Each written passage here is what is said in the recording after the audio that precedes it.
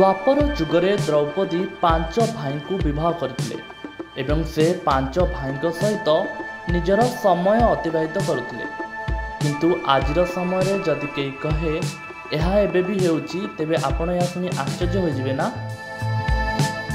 किंतु आज मध्य भारतर एक स्थान अछि जेउठारे एही भली किछि नियारा परंपरा रहिछि जेउठी जणे महिलांकर दुईटी स्वामी रहितांती।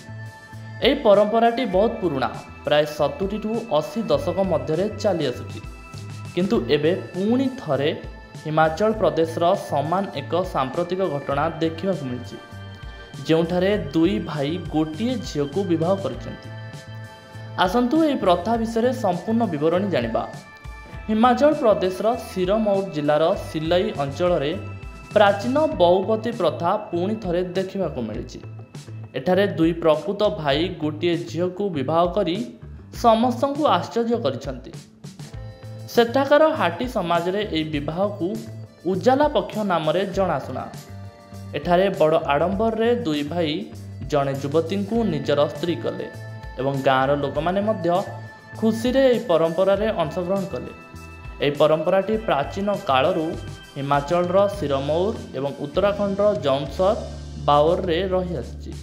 एई परंपरा आधुनिक समय रे शेष हो जाइतिले मध्य वर्तमान एभली घटना किछि किछि स्थान रे देखा जाइछि।